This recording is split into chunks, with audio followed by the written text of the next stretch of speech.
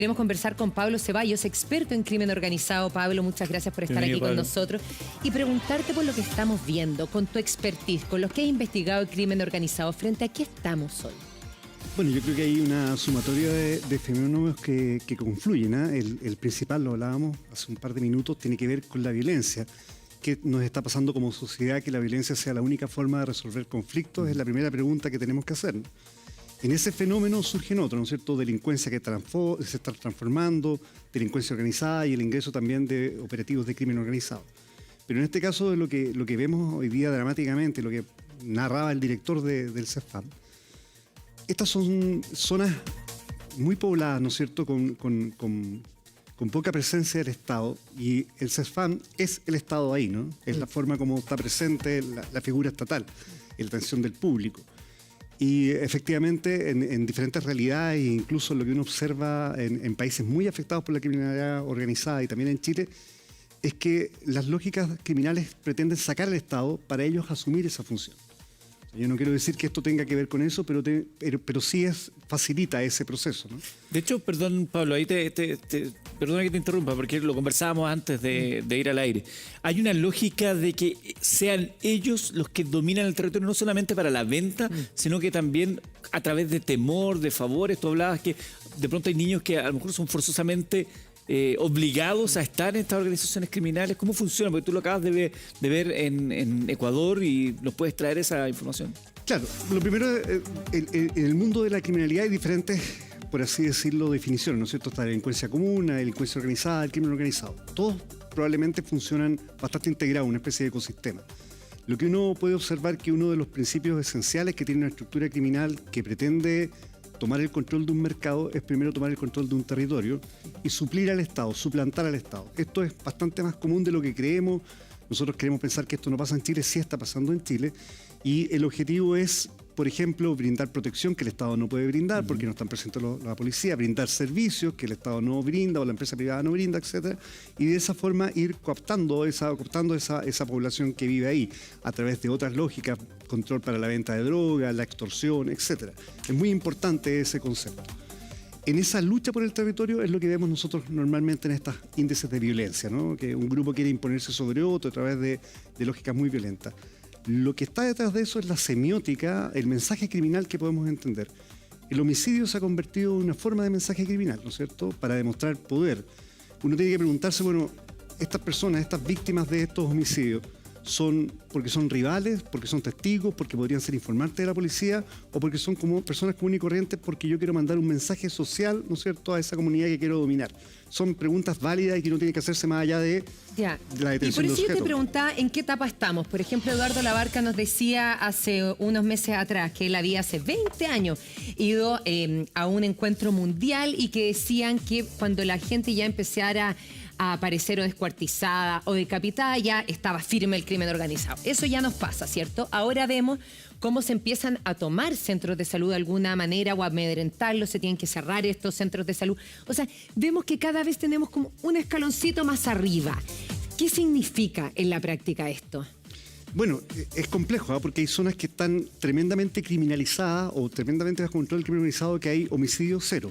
¿Ya? Porque esto es bastante diferente, porque ellos regulan en realidad esta pugna. Una vez que una organización criminal logra tomar el control de un territorio, no necesita matar a nadie, si ya es de ellos. O necesitan justificar violencia en algunos casos. Lo que nosotros vemos, creo yo, es que Chile está teniendo una transformación, o dos fenómenos que se están transformando. Por un lado, tenemos una transformación de la operatividad, la morfología de nuestras propias estructuras criminales locales en un sector chilena. Y por otro lado tenemos la emergencia o el ingreso de estructuras criminales de origen extranjero con métodos y formas diferentes.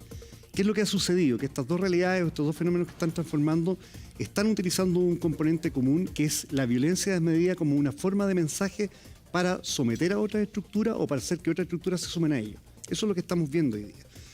El problema es que esto no solamente implica estructuras criminales, implica las personas que quedan al medio de esto. Cuando nosotros vemos estas situaciones en el CESFAM o en cualquier otro servicio público, uno tiene que entender que estas son cadenas de demostración de poder. Por lo tanto, hoy día la tenemos ahí, mañana puede ser una feria, puede ser un centro con más gente, y al medio de esta pugna va a estar esas personas que no tienen nada que ver. Esto genera varios fenómenos complejos de desplazamientos forzosos de personas que dicen yo no puedo ir acá, nos tenemos que ir, etcétera. y eso va generando la lógica de ese control del territorio. Por lo tanto, creo que una de las cosas más importantes es comprender muy bien qué es lo que está pasando en la zona sur de Santiago, específicamente ahí en Bajos de Mena, comprender por qué los centros de salud pública o la presencia del Estado son un componente que está influyendo tanto, ¿no es cierto?, para ese control del territorio y determinar qué medidas podemos hacer, porque veíamos, ¿no es cierto?, ahora con ustedes en el móvil, que hay mucha presencia policial por esta amenaza, porque va a ir probablemente claro, las autoridades, y uno tiene que hacerse una pregunta muy sana que no es una crítica. ¿La presencia del Estado es eso?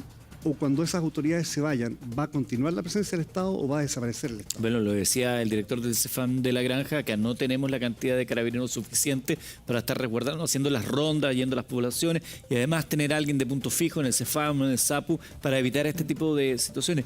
Tú decías que latente a todo esto hay una incapacidad de resolver nuestros conflictos de una manera distinta a la violencia. Desde lo que veíamos, por ejemplo, los tulipanes más temprano, donde la gente se agolpa y al no poder acceder al tulipán empieza la refriega, la violencia. Lo vimos en las fondas también, a una mínima provocación. Lo siguiente es el golpe y hoy día parece que la pistola o el cuchillo. Claro, lamentablemente tenemos esa condición que confluyen todos los fenómenos que estamos observando. La violencia es el componente esencial de lo que estamos viendo.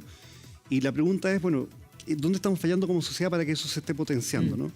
Yo creo que tenemos varias críticas que hacer, ¿no es cierto?, desde los medios de comunicación, de los expertos, que, por ejemplo, la no condena de la violencia, o ese condenamos lo que nos interesa, no condenamos lo que no nos interesa. Pero este es un problema que es de base, ¿no es cierto? Yo creo que sociedades tan afectadas por la criminalidad organizada o la delincuencia como la italiana, comprendió que este era un problema social, no era un problema de un gobierno, es un problema del Estado, pero también de la sociedad. Y ellos instauraron, por ejemplo, estas políticas de educación para la legalidad, donde a los niños en los colegios se les explica la importancia de la democracia, de vivir en un Estado de Derecho y los riesgos del influjo del crimen organizado. Yo creo que nosotros tenemos que replantearnos en este nuevo escenario que vivimos qué tanta importancia le vamos a dar a la educación, porque el combate contra la criminalidad y la lucha contra el crimen organizado no es solamente militares, policías, fiscalía. Toda la razón. Tiene que ver con educación también. Si no, esto es... Y tiene un motivo, perdón, disculpa que me extienda, pero es algo muy importante. La diferencia, hay múltiples diferencias, pero una de las diferencias más importantes del crimen organizado con la delincuencia común o la delincuencia organizada es que pretende proyectarse en el tiempo. Y al querer proyectarse en el tiempo va a necesitar generar lógicas de reclutamiento temprano de niños y adolescentes para sus estructuras. Entonces, si comprendemos que es un fenómeno tan importante como, por ejemplo, potenciar nuestro sistema penitenciario o trabajar en nuestro sistema carcelario, tenemos que entender que también tenemos que trabajar en la educación para no generar esas dinámicas de reclutamiento que, como lo decíamos, Eduardo, no solamente es porque yo te voy a pagar y porque vas a poder comprar una zapatilla. Hay lógicas de reclutamiento forzoso de niños que son terribles y que son mucho más frecuentes de lo que queremos, pero muy invisibilizadas. Tú me contabas que me contaba Pablo que en otros lugares van a la familia y dicen, bueno, si tú quieres que tu hija siga viva, deja que se venga con nosotros y tiene que trabajar forzosamente para nosotros dentro de la banda, o si no la matan. O sea, hay una coacción, hay un sabotaje, un chantaje de fondo.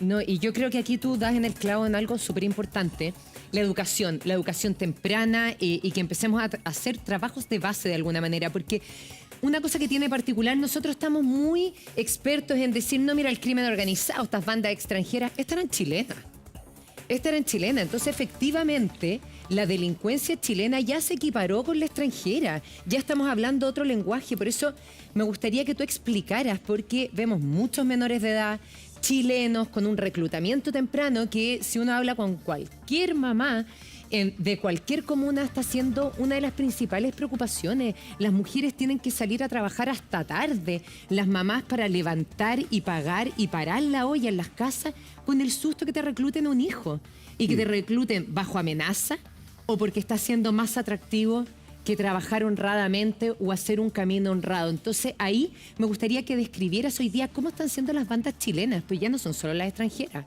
Sí, muy buena pregunta. Yo creo que Darwin tenía la respuesta, ¿no? Solamente las evoluciones exitosas son las que sobreviven. Y el método exitoso que nosotros observamos hoy día en América Latina, el que se adapta mejor.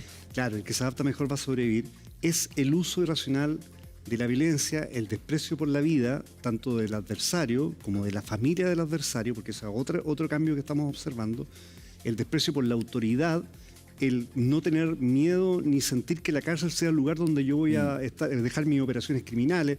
Entonces son varias transformaciones que vienen desde afuera, que están generando una mutación en la morfología y la operatividad de nuestras propias organizaciones criminales. Cuando digo nuestras propias organizaciones criminales me refiero a organizaciones criminales chilenas, no que sea de nosotros. Y estas organizaciones criminales están observando sus modelos. ¿Y por qué hoy día es más rápido? Porque hoy día tenemos, por ejemplo, el tema de las redes sociales, tenemos el tema de la comunicación muy rápida, donde van observando. Mira, en la crisis de Ecuador, por ejemplo, existía una organización criminal que se llama Los Tiguerones. No era muy conocida, era una organización que se había derivado de otra. El líder de la organización era un ex guardia penitenciario, un ex gendarme, ¿no es cierto?, de prisiones. Y no era muy conocido hasta que tomaron la decisión de tomarse en vivo un canal de televisión. Perfecto, claro. los que vimos. Sí, hace poco. Cuando se toman el canal de televisión en vivo, ¿no es cierto?, durante 15 minutos, si tú miras los videos, ellos hacen videos, filman para demostrar que están ahí, y cuando viene la policía, después de 15 minutos se entregan. Lo que ellos pretendían era potenciar su marca criminal, mejorar su mensaje criminal.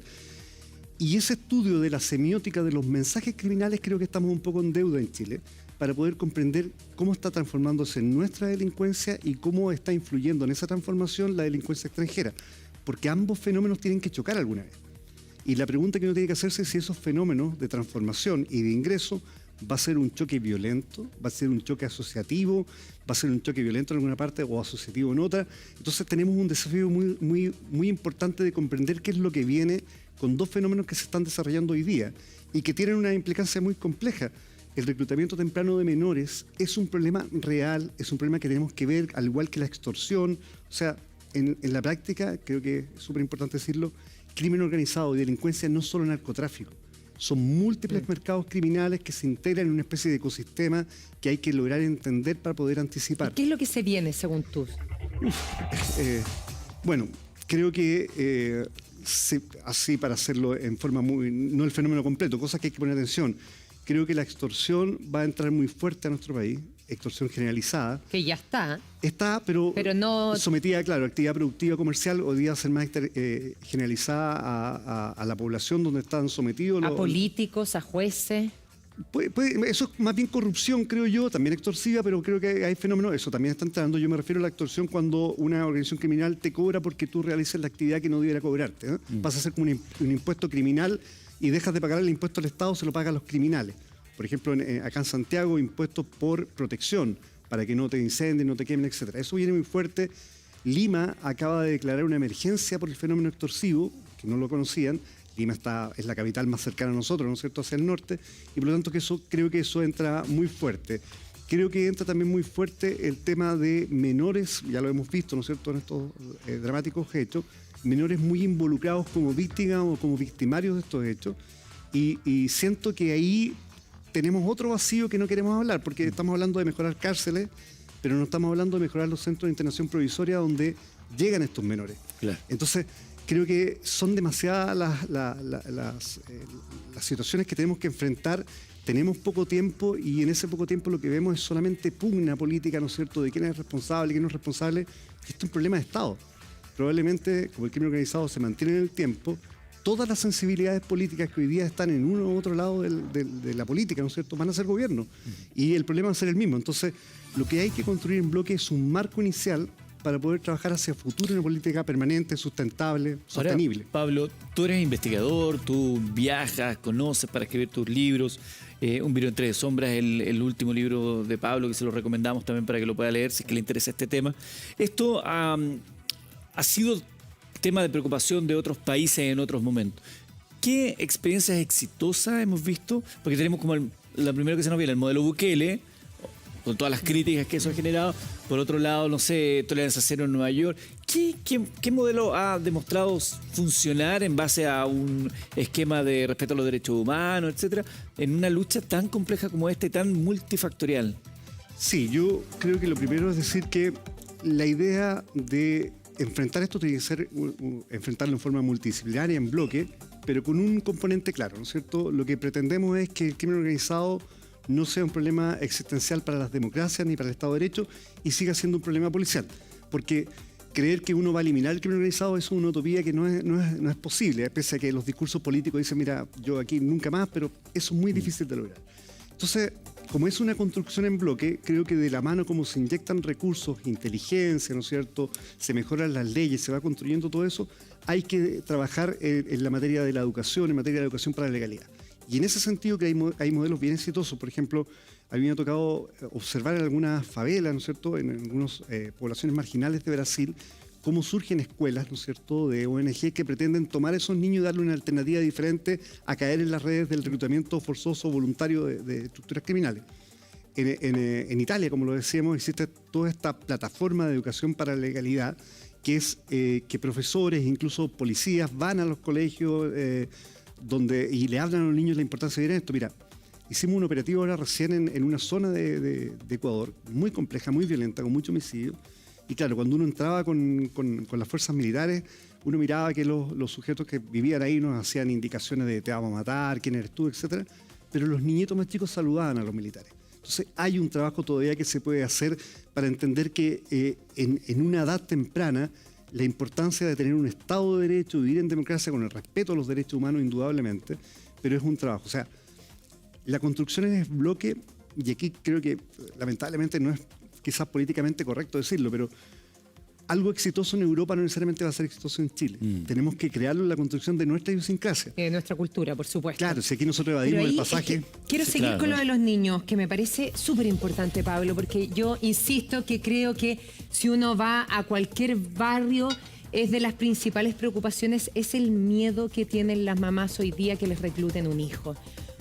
Insisto, porque tienen que salir a trabajar mucho para mantener a la familia y porque hay muchas horas en que sus hijos están en las casas, prácticamente los quieren dejar encerrados para que no se los recluten.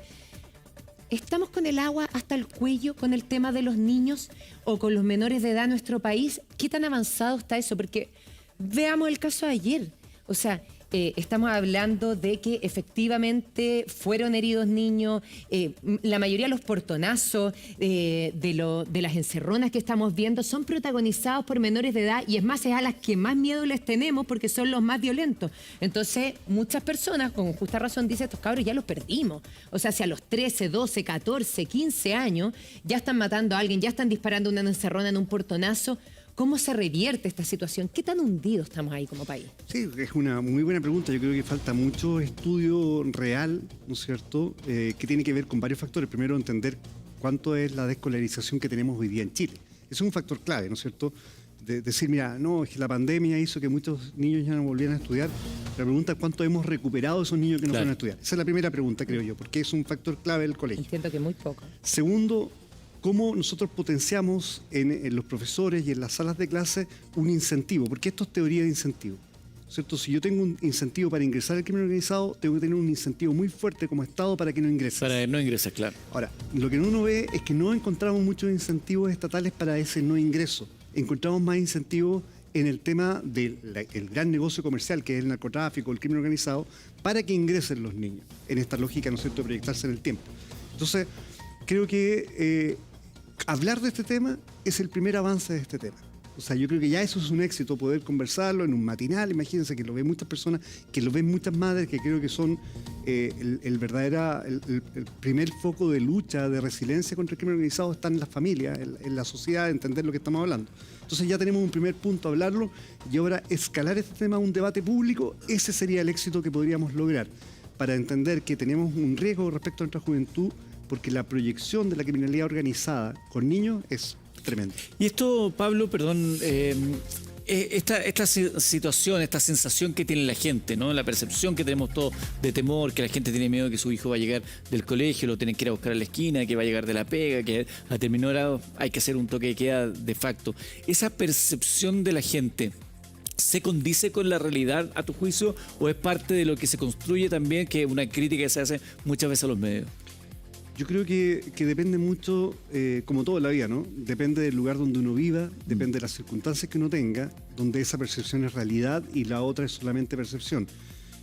La idea sería que uno pudiera entender, sentir la percepción general de que el Estado está reaccionando bien a estos fenómenos. Y de esa forma, como somos un país que tenemos exceso de recursos, poder focalizar bien nuestros recursos y poder mandar los mensajes, una especie de comunicación con propósito, ¿no? ¿Qué es lo que vamos a hacer? ¿Cómo lo vamos a hacer? ¿Cómo nos está yendo en esto? Y entender que a veces el fracaso también es parte del aprendizaje. No tenemos que tener miedo de decir, mira, esta política pública no nos funcionó. vamos a tener que avanzar en una nueva política pública porque realmente lo que pensamos que está sucediendo no tiene ningún efecto. Y para eso se necesita quizás sacarse un poquito la soberbia, el ego y trabajar en conjunto y entender que la mejor forma de solucionar esto es todos juntos, ¿no? Este no es un problema de unos pocos, es un problema de todos. Claro, tenemos un último minuto.